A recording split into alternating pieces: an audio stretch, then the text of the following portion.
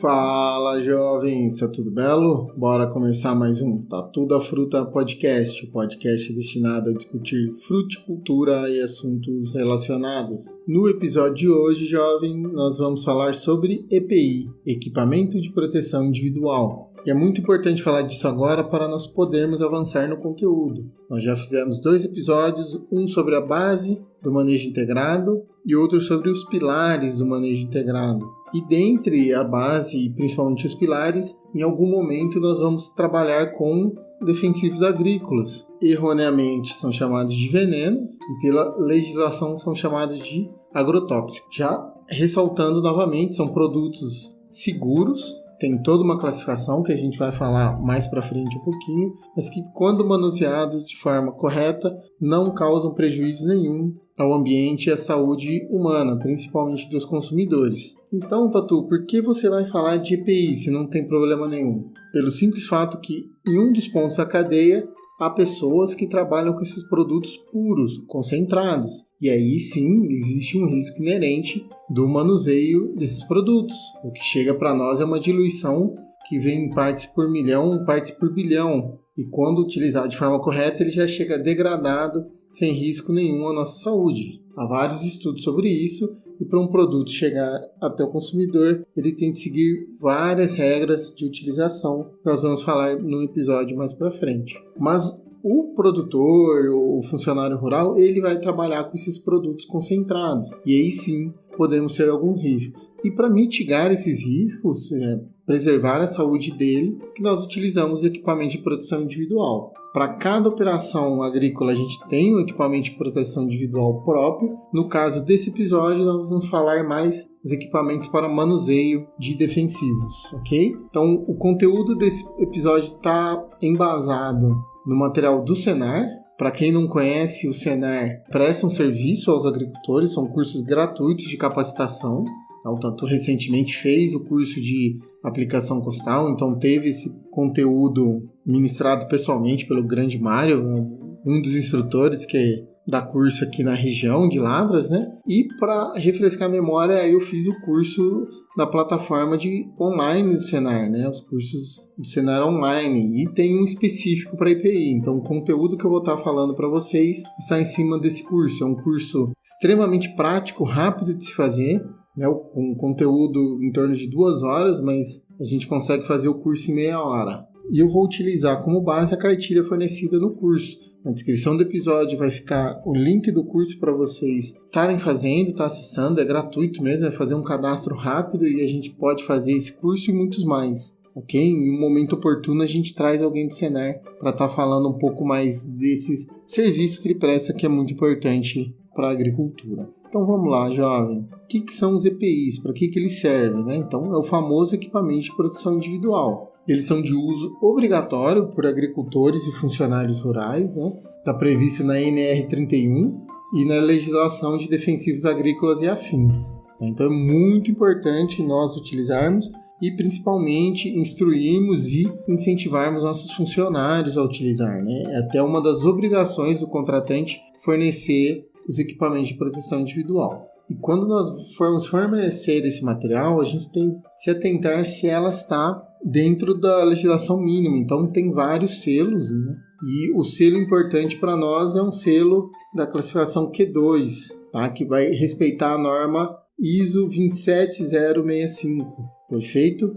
É importante achar esse selo, ou na hora de adquirir ter comprovação que o EPI possui esse selo. E dentro aos produtos de aplicação, a gente tem diversas categorias de proteção, então, que é a proteção C1, a C2 e a C3. Qual é a diferença delas? C1, aplicação com baixa exposição ou muito baixa, ou seja, não corre risco do operador ter contato com o produto nem puro nem diluído, muito pouco, e no Brasil não é uma classificação que é muito utilizada, nem permitida, né? Então tomem cuidado, pessoal que gosta de importar material, é importante verificar isso. A categoria C2, que é a mais utilizada no Brasil, a mais comum, que é a aplicação com exposição baixa mediana, né? Normalmente quando não molha a roupa. A gente está falando de uma operação tratorizada, por exemplo, que o funcionário está na cabine ou está muito à frente do pulverizador, né?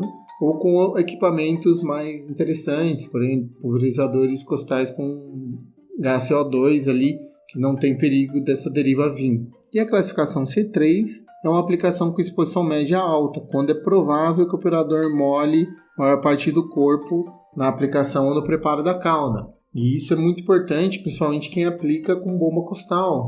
É importante verificar isso porque normalmente quem está aplicando a bomba costal acaba que com virada de vento, em alguma posição que está lá, é exposto a essa cauda. Então, procurar um EPI com grau de proteção maior é importante. Vocês estão vendo que a gente está falando em molhar, né? A principal característica dos EPIs, fora toda a proteção que eles têm, é que eles são hidrorrepelentes, ou seja, repelem água. Eu desconheço qualquer cauda agrícola que não use água com diluição. Sempre tem água diluindo os produtos. Então, os EPIs vão proteger a gente do quê?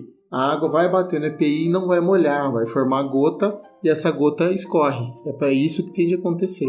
Então, os níveis de proteção eles vão ajudar nessa hidrorrepelência, principalmente na absorção da água, não vai deixar absorver. Quanto maior a proteção, mais C3, menor a chance de ter uma absorção do produto. E é importante checar a proteção para todas as partes do EPI, ok? E quais partes são essas?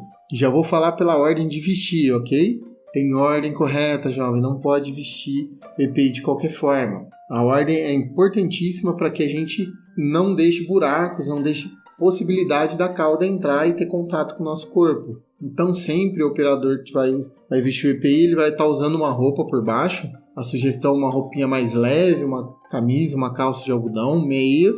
E ele vai vestir o EPI, começando pela calça, depois pelo jaleco ou blusão. Se o jaleco já vier com a touca embutida, é importante colocar ela, já veste de uma vez. E à medida que vai fazendo isso, tem de ir ou fechando os velcros ou amarrando os cordões. E quando é feito isso, é importante que sempre coloque os cordões para dentro da roupa, para que eles não fiquem expostos. E o velcro bem fechadinho também, para não correr risco. Então, coloquei a calça, coloquei o jaleco, vou colocar as botas sempre impermeáveis, aquelas botas de borracha.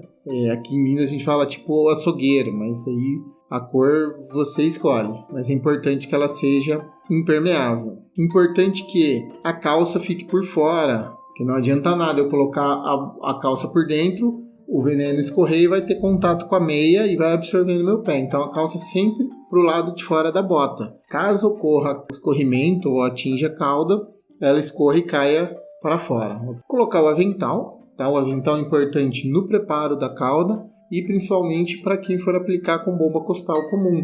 A gente vai usar ele nas costas. Então, quando eu estou preparando a cauda, o avental fica na frente. E quando eu estou aplicando, o avental vai para as costas, porque pode acontecer algum acidente e ter um derramamento de líquido. E por mais que o EPI é hidrorrepelente, ele não faz milagre, né? Colocando todas essas partes, a próxima fase é colocar o respirador. O pessoal no campo chama de máscara, né? Os respiradores mais interessantes são aqueles que têm os filtros de carvão ativado, né? E filtro removível para a gente trocar. E eles prendem 2 pontos da cabeça. Então ele vai prender na nuca e no pescoço, nunca pegando a orelha. Outra coisa importante do respirador, né? Para pessoas que usam barba, assim como eu, tá com a barba bem feitinha, bem baixa, ou de preferência não usar, para que o respirador tenha uma aderência grande no rosto e aí ele vede melhor. Colocou o respirador, a gente vai colocar a viseira, tá? A gente tem que proteger muito o olho, de preferência uma viseira que cobra todo o rosto, tá? A touca árabe, que normalmente é um boné e um véuzinho, e por último as luvas. Então vestimos EPI, esses 8 passos nessa ordem, para garantir que não vaze nada. Bom, apliquei, tem uma ordem correta de retirada. E não é o contrário, jovem, não é o contrário. Então a primeira coisa que a gente tira o EPI, então eu já apliquei, lavei o tanque, ok? Não se esqueçam, a gente tem que lavar o tanque do pulverizador, o tanque da bomba costal, lavar o equipamento todo, só depois disso a gente tira o EPI. E toda vez que a gente fizer uma aplicação, é recomendado lavar os equipamentos para não ter corrosão, para não correr do amiguinho pegar para aplicar foliar e a última coisa que aplicou foi herbicida e matar a planta. Então é uma prática comum. O que a gente vai fazer? Primeira coisa que eu vou tirar, a touca árabe, depois a viseira, depois o avental, em quarto o jaleco, e é a partir do momento que a gente chega no avental, no jaleco, é muito importante eu tirar ele sem que ele saia pelo avesso. Por quê? A fase que ficou exposta, ela é uma fase contaminada, mas que a gente tem que cuidar na hora de aplicar, alguma coisa pode ter respingado e a gente não viu. Então, se ela ficar do avesso a hora que eu estiver tirando, a parte contaminada vai ter contato com a minha pele e eu posso estar sendo intoxicado. Muito importante tirar com cuidado. No quarto passo nós tiramos o jaleco, depois as botas, depois a calça, também com muito cuidado para ela não ficar do avesso e a gente se contaminar. No penúltimo lugar aqui, a sétima etapa da retirada do EPI, as luvas. E as luvas nós vamos tirar como? Com as luvas em mãos ainda, a gente vai puxando pelos dedos, né? Até puxar. Então eu puxo uma luva um pouquinho, puxo a outra luva, sempre protegendo a mão para que ela não tenha contato com a parte externa da luva. Chegou lá no fim, com uma das luvas a gente tira a outra e coloca ali. Então a gente vai tirando ela aos poucos. E a última coisa que a gente vai retirar, jovem, é o respirador. Muito importante isso aí, o respirador é o que vai proteger mais a gente ele de inalar. Grande parte das intoxicações ela ocorrem ou por contato de pele cutânea ou inalando. Então, enquanto eu estou tirando o EPI provavelmente vai estar contaminado. Então, eu corro o risco ainda de estar inalando o vapor dele ou respingar de alguma forma e eu aspirar isso. Então, por isso é a última coisa que eu vou tirar. Retirou o EPI, a gente vai higienizar o respirador, passa um produto para higienizar e deixa ele secar por um tempinho antes de guardar ele num local fechadinho. Bom, EPI, a maior parte deles não é descartável. Há algumas empresas que fazem EPI descartável, mas a grande maioria não é. Então, para cada uso, eu tenho de higienizar ele pensando no próximo, que eu usei ele e contaminei. Então, a forma de higienizar o EPI é muito particular da marca e da empresa que comercializa. Então, normalmente, vem na etiqueta a forma de higienizar o EPI, ou no peito vem um desenho de como você fazer isso. Na grande maioria das vezes é lavar com sabão neutro, detergente neutro, esfregar com cerdas macias quando pede, né? Então vocês vão ler. E grande parte dos EPIs pedem para passar no ferro morno, pós-seco, lógico, passar com ferro para reestabelecer a hidrorrepelência. Os EPIs modernos hoje tem Teflon, né? Não é o Teflon igual da nossa frigideira, mas é um Teflon específico que dá essa hidrorrepelência. Então, quando eu lavei, passei alguma cerda ou esfreguei o EPI, sempre de forma delicada, eu posso estar separando as plaquinhas de Teflon ali. Então, na hora que eu passo o ferro de passar, eu recomponho a proteção. Então, é muito importante a gente ler as instruções. E na hora de lavar o EPI, é importante a gente estar protegido. Então, sempre com luvas, e aí de preferência luva que vem até a metade do antebraço, luvas impermeáveis, e um avental que cobre bem. E tomar muito cuidado com respingo, tá? Não é aconselhável lavar EPI na máquina, a menos que o fabricante permita.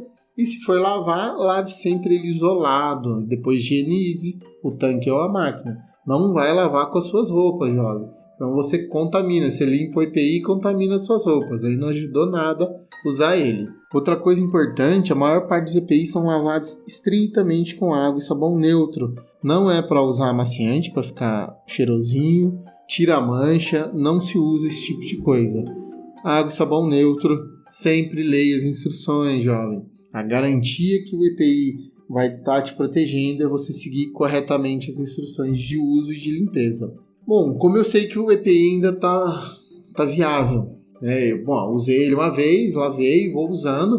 Uma hora tudo tem limite, né? Na sua roupa, quanto mais lava, mais estraga. EPI é igual. Grande parte dos EPIs, eles são projetados para durarem entre 20 e 30 lavagens. Então, de novo, leia as instruções, na etiqueta vai estar essa informação. E um teste rápido, até que aqui no curso sugerem, depois de ter feito toda a lavagem, a gente pode fazer o teste da hidrorrepelência, que nada mais é o que? Com o EPI seco, eu respingo um pouco de água, jogo um pouco de água ali e espero mais ou menos 10 minutos. O que eu tenho de observar? Que ainda as gotinhas estão formadas e elas não foram absorvidas pelo EPI. Você vê que ela já teve alguma absorção pelo EPI, é que ele já perdeu a capacidade de hidrorrepelência.